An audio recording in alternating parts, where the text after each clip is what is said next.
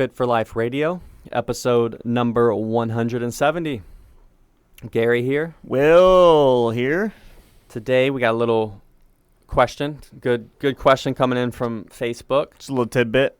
And they essentially, said how they've gotten to a great place where they want to be with their body composition and everything. And they want to kind of, maintain things. And they weigh in every day. So the one of the things they wanted to not have to do or worry about is calorie tracking. So they basically asked what's the best way, what's a good strategy to maintain and not have to be meticulous and track calories. And this is a great question. This is a point you hope you want everyone to get to. Yeah, this is where I really want everyone to end up and not have to track forever until the day they die. And the good thing is if you have been tracking, you have had success, and that's going to give you a lot of skills. Mm-hmm. Like you'll be surprised at your ability to eyeball portions, know portions, and just kind of, lean on that experience, right? That's one layer. So you'll have these skills, and it's almost like subtle, subconscious things. Yeah, like about how much you should be having things. Then the big strategy, the big tip, what we recommend, and look, everyone's already going to know this. It's not going to be a surprise. It's not revolutionary, but it's a great reminder. But the best thing to do is eat majority whole unprocessed foods. Boom. Because, again, they're going to be more filling.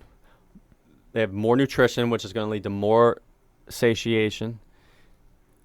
They're going to be, less calorie dense, less calories. So it's just easier to kind of eat ad lib, feel satisfied, but also your calorie intake is kind of in check. Yeah. That's going to be the best thing you can do. So you never really have to think about it. If you go and you start eating tons of highly processed, super delicious foods, it's very hard to do that ad lib. Yeah, you can't just do that willy-nilly because it's very easy to, because you're not as full doing something like that. So you're not going to make the choice to just stop eating when you're full because those are highly processed. Yeah. They're very fun to eat. They feel good. They taste great, and your brain just wants more. Yeah, they're energy dense. And it's as simple as think about this. I mean, if you're eating lean proteins, veggies, whole grains, fruits, so all like water dense food, lower calorie density, to get 2,000 calories of those foods, you may have to go through 4 pounds of actual food, right? So whereas say you're having some pizza, some Pop-Tarts, honey bun, that kind of stuff, you may get 3,000 calories and it's only 2 pounds of food, right? Yeah. A volume of food. Yeah, so you're not going to feel anywhere near as full. Yeah, so right on the surface, like which one do you think is going to be easier to keep in check? 4 pounds of food, and then also that food also has more micronutrients, which we need those. They help things happen in our body and probably help us have less cravings because we're getting the nutrition we need. So the 4 pounds of micronutrient dense foods, that's 2,000 calories, or the not as micronutrient dense foods that ends up being 3,000 calories and is only 2 pounds of food, volume of food. It's night and day. So it's as simple as that. Yeah. I've noticed, when we've had people that have gone from a pretty highly processed diet to like eating mostly whole foods, one of the first things they say is like, I don't know if I can eat all this food. And it's like, it's really only 1,200 calories. Yeah, but it's so much volume compared to what they're used to with eating leaner proteins and having some veggies that like they almost can't finish their food. Yeah. Realize that hunger and satiety are not completely connected to calorie intake. No. You can eat a little amount of calories and feel full, and you can eat a lot amount of calories and feel hungry. Yeah. So when you're not tracking food, you're relying more on those internal cues. So you have to give those internal cues the best chance at being accurate. Yeah, which is eating the whole foods. Yeah. So, yeah, and then a lot of, satiety is like, well, part of it, like you just want micronutrients, you know, and when you're not getting them, like you just keep eating and, you know, you're hungry and you know, then you're not getting filling things like, you know, protein and fiber are pretty filling. So when you're not getting those two, you just feel like a bottomless pit essentially. Well, and those are macronutrients. Well, yeah, those are macros to switch to that. And most people get macros, protein, especially carbs and fat. So really what we're saying is like you could not be getting enough calcium or vitamin C or magnesium, and you know, we don't have individual, you know, our body. Yeah, there's no individual cue for like, damn, I need magnesium. Yeah, but you know why am I starving even though I just ate all this food? It could be that your body's trying to get you to eat enough so that it gets this nutrient that it's missing. But yeah, so we just keep crushing, you know, Pop-Tarts because we're hungry. But the reality is like they don't have what we need. We're not getting what we need. Could possibly keep feeling hungry, right? Yeah. So yeah, and essentially you have to realize, and I'll say almost across the board, if you want to eat more kind of fun foods, processed foods, the trade-off is you're going to need to track. You have to. I haven't really come across one person that's been successful, especially long-term, eating like that.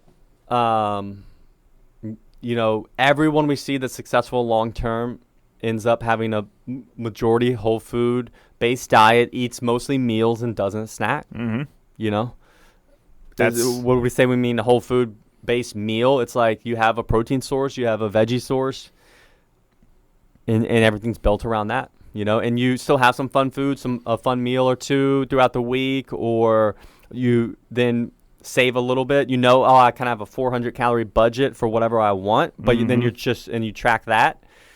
That's normally the strategies that work. Just kind of like, I'm not tracking anything. I'm eating ad lib, and you kind of fall back to 50% or more of like processed food choices. It's very hard to keep your calories in check. Yeah, it's because it's just so easy to eat a bunch and not even realize how much. Like to let it get away from you over time too. Like you might do it for a week and be like, I got this. Yep. And then you start to have something a little more often, or like you start to have more of the things you buy. So instead of eating like a quarter of a pint of ice cream, now you're eating 3/4 of a pint or a whole pint. And you probably didn't plan for that to happen, you know, and you thought you had it in check, but now you're up to crushing almost an extra pint of ice cream. Yeah. And hadn't even really thought about it. Yeah. And you can fall into the trap, and we've used this phrase before, eating less calories can mean eating more food. And also, you know, the inverse of that, eating more calories can mean eating less food. And so many people will say, I don't eat a lot of food. So then, but realize that our calorie intake is not dependent on that. It's the density of whatever we're eating is really the kicker. So you do not want to fall into the trap of thinking, I didn't eat much, so I'll be okay, right? It's really going to matter on, the calories, which again, like we said, has nothing to do with the volume of food. So and think like back to like the high school meal, you know, out of the vending machine, you had a honey bun and a soda. Yeah. That's not a lot of food, man. Yeah. But how many calories is that? What's that? Probably 700 calories at least. And it's really only like 6 ounces of food, you know, whatever the honey bun is. Yeah. Whereas, so that's not a lot, but. Yeah. Whereas you could have 8 ounces of chicken breast, 16 ounces of broccoli, and 16 ounces of sweet potato. So 2.5 pounds of food, and it's going to be like 500 calories. Yep.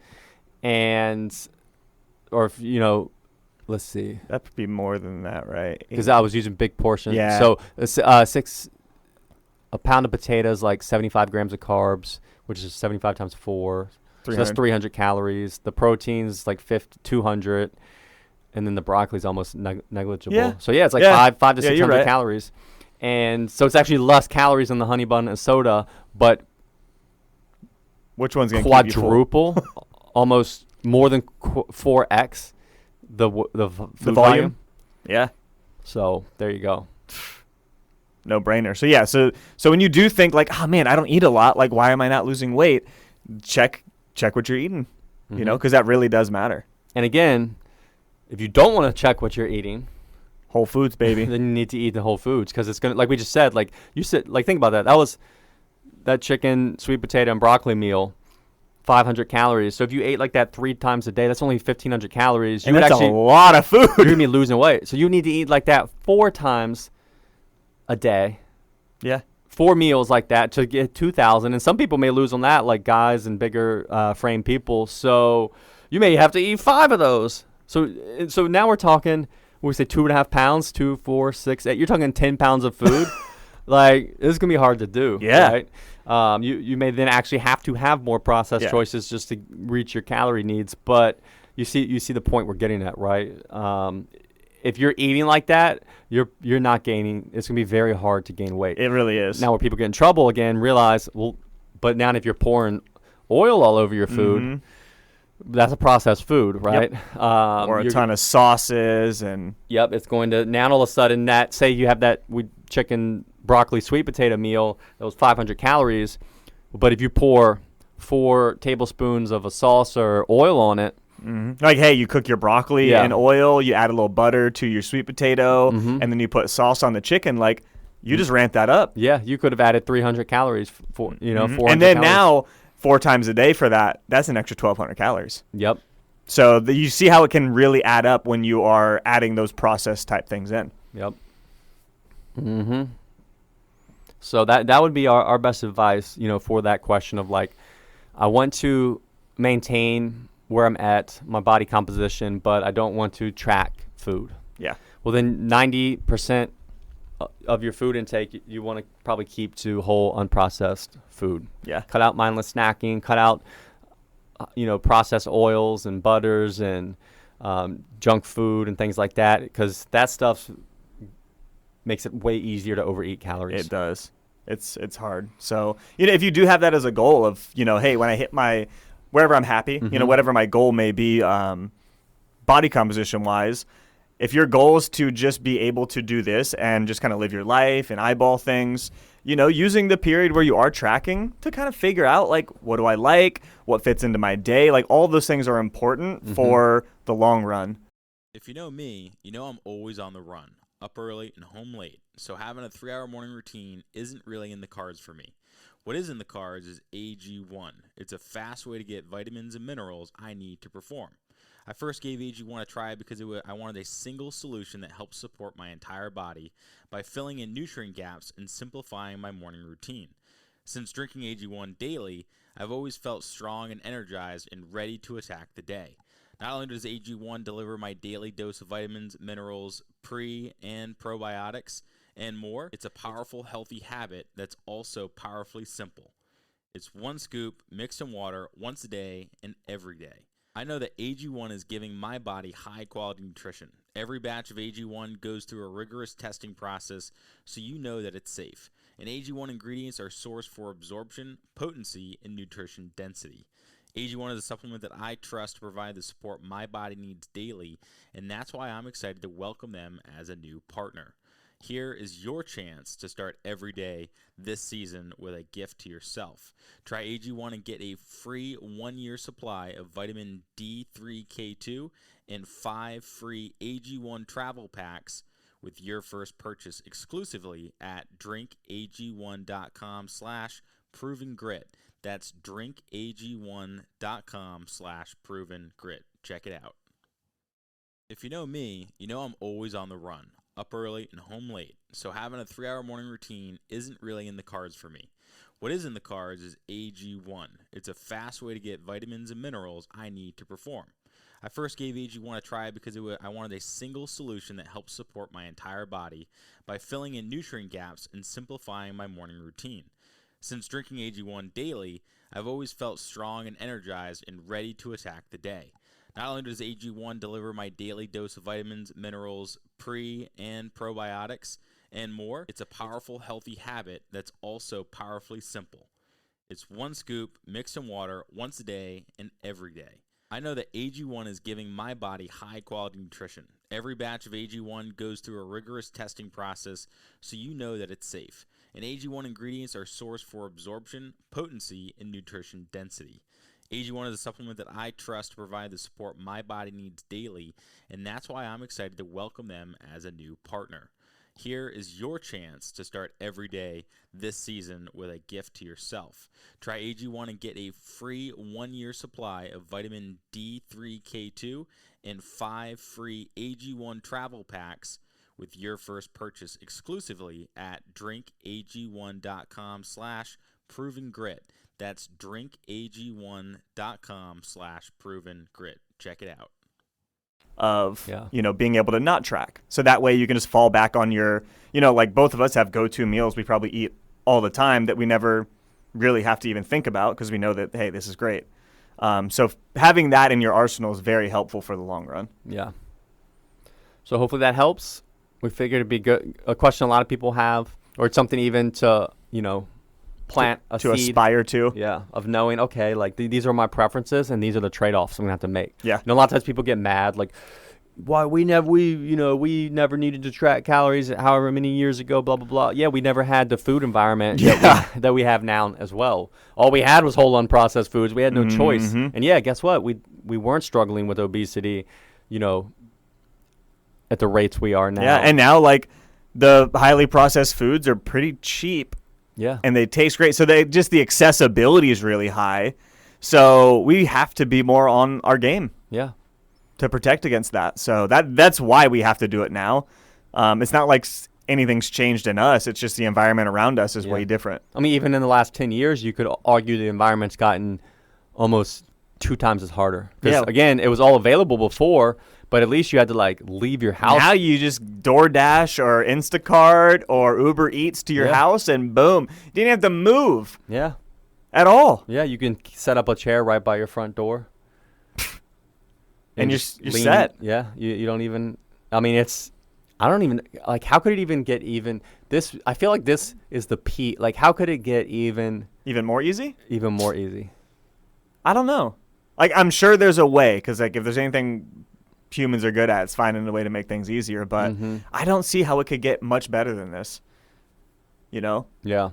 Unless they So I feel like where we're at now is the worst case scenario. So we have to adapt from here and people evolve, because outside of the food being chewed like a baby bird for you, but then I feel like that takes away a lot of the eating, Yeah, exactly. Because they will try to invent these liquid, all your stuff in these liquid meals. So then everyone's drinking everything. That would be worse. Yeah, but I don't think that's what people are going to go to, because that's not as good. It's not going to taste as good. Yeah. It's more about let me do less to get more. Yeah.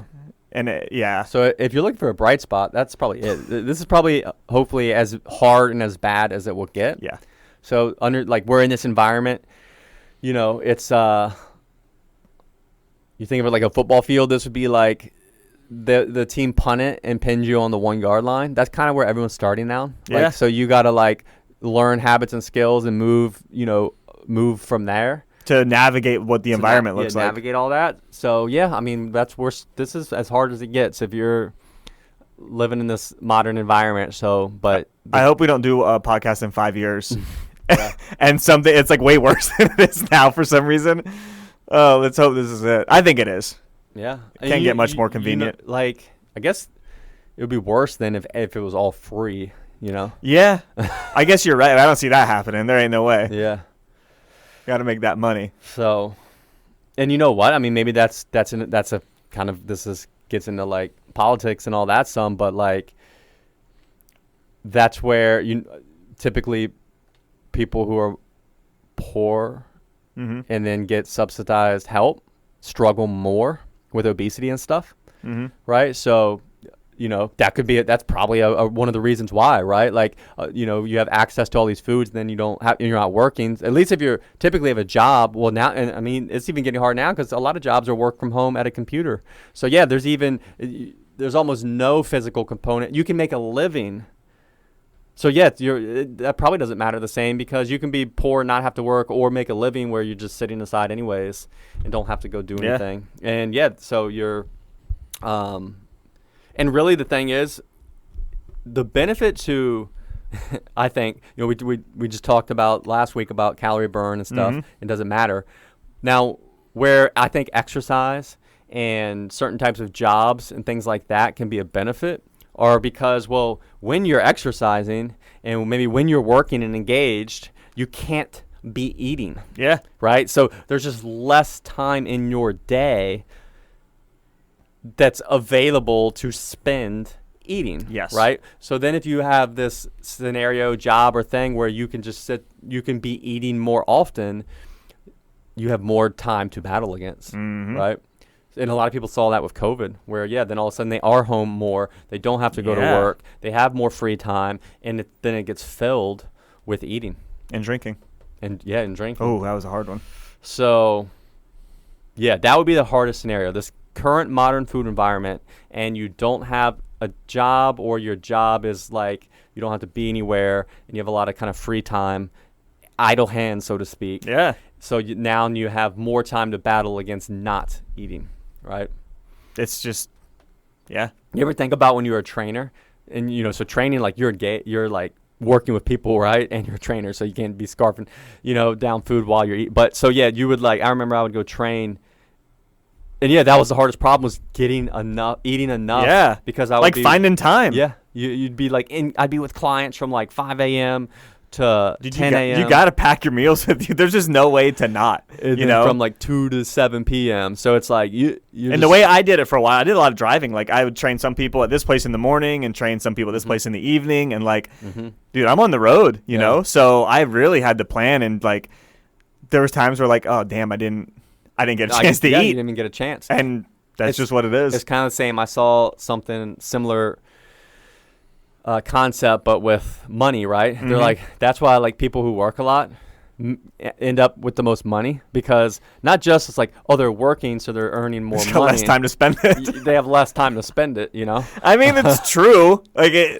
Yeah, that's a good point. But when you have a lot of time, why not go to Target and spend some money on whatever? Or even think you see it again in that same industry, with money and finances. I mean, think about the environment now. You can go online, buy anything from your home, literally any possible thing you could want at any time of day, any time of night. It's way easier to spend money. Whereas think about before, 180 years ago, there's only so many stores, and you'd have to go into town probably. Yeah, and so you'd plan on doing this, and you could basically only physically spend it in person, and they had to have, and whatever was there. So the opportunity to spend there's way less opportunities. Was way less. Way less. So same thing with food, right? There would have been one grocery store and only whatever food's available, and you had to go get them, but again, the opportunities were way less. So it's wild, man. And then think about that. Think about all that's available to us. Everything we could ever need. And it's not, and people will be we have it so good. Yeah, we have it too good. Too good, yeah. It's too good. Let's make this harder somehow. Yeah. We need some difficulty. Yeah. That's why it's funny, people who think gyms and stuff are stupid. Kind of, but it's only because we've put ourselves in this situation. Yeah, we need them because of where we've gotten to. We've eliminated all physical activity from our day-to-day lives. And now we got to artificially inject it back into our lives. And a gym that's structured that you're going to go to is the best option. Yeah. And if you don't, you're going to resort to what's comfortable and you're going to sit on the couch and order Uber Eats all day. Yeah. So it's hard, man. Dude, I'm too stingy to do Uber Eats. I've never done it. We've only ever done, when we had COVID, we did Instacart once. Yeah. To get because it was we both tested positive on grocery day. And I was like, damn, I can't be going in. So we did that once, but we've never done Uber Eats or what's the other one again? DoorDash, yeah.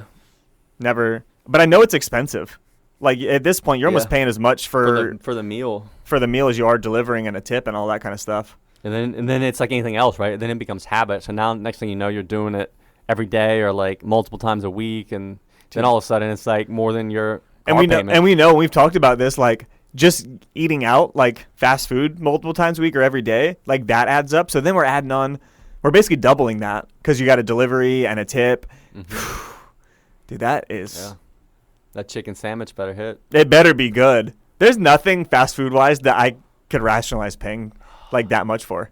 Yeah, you know what? And if you press me on just something that's what okay, I'll go get this because I can't truly it would be sushi for you, wouldn't it? Well, no, we're talking fast food. Oh, I thought you were talking about anything. I really honestly it would be some true like some French fries that are just hitting right, like they're just right. They're all salt, like unless you got like a deep fryer, you know what I'm saying? Like like those are never gonna hit like a McDonald's French fry or something. Yeah. Like they're just like everyone a knows. burger, a chicken sandwich. Okay, like I'll do that at home. My regular food makes me just as happy, right? Yep. Like most things you're gonna be unhappy with that you go out and get. Yeah, but you get some good French fries, man. But here's the problem with that. You get some bad French fries, some soggy French fries, and it's like a complete letdown. So now, now you don't even want them, and you can't depend on it, right? Nah. So I don't even risk it because it's just you don't know what you're gonna get. Mm-hmm. Are they gonna hit just right, or am I gonna be like, well, this is sad? Yeah, you're like, why did I spend my money on this? Yeah, that's the reality when you don't eat out a lot. Like then you go and you're like, that wasn't even that good. Like, I would have rather had my normal dinner. That happened to us. We went to P.F. Chang's. I don't know if I talked about this on here. Whitney really wanted P.F. Chang's. Crispy honey chicken was like her jam. And she was like, let's go. So we went like on a Friday night, and she got her meal. And it was like the most disappointing thing ever. Like, on top of it being like all the breading was like falling off, and it was just terrible. Yeah. They got a new one. It still was just... Yeah. And we left, and she was like, I would have rather ate our normal dinner at home. And that's the tough part, because when you're like us, and it's like, you want to go out to get something that you can't really recreate and that you do enjoy and find delicious, well, then that place needs to be on point, because if it's not, it's a huge letdown. It is a letdown. Like, there's really, for like sushi's one that I really do, like I would go out and get that, and it's usually good, and it's... how can you mess up sushi? Yeah. Well, you can not be good at it, so... But typically... Most places are good at it, so you're not really going to find that. Like that, some really good barbecue. Like those are probably the only two things that I really am going to go for. That's what we end up going out the most for. Or if we go on vacations, we'll try to go to spots that have barbecue, because it's typically very consistent. And it's good. And if it's not good, always on point. Barbecue places usually don't last if they got garbage barbecue. So like their mac and cheese would be on point. But French fries, man, that's what I hate too when I go, like even say you go somewhere and get something, and they overlook the fries. Like, fries are so important. And I'm just like, how are you going to give me these soggy fries? That have been like these cafeteria middle school fries that are... Now, there were some good fries in school, but they got to be crispy, man. Yeah. If they're not crispy, you just gave me a microwave potato, basically. Mm-hmm. What's your top... Which I eat every day. But I could have ate that at home, What's your top fry? Like, if you had to get a fry from anywhere, is it McDonald's? I need to go around and redo. Because it's probably been a while, hasn't it? I want to say it's either McDonald's. So, dude, Burger Kings have a funny taste. I don't think I like Burger Kings. I agree They're completely. different, so I'm not hating on anyone that does. They're different. You're right. They have almost like more batter or something. You know what I'm saying? They're a little different. They're not a fan. It's between, I want to say Wendy's or McDonald's. Yeah, those are both good. Dude, Rally's fries, again, way different. I've never had Rally's. They have something funny to me. Like they're almost similar to Burger King's, I feel like.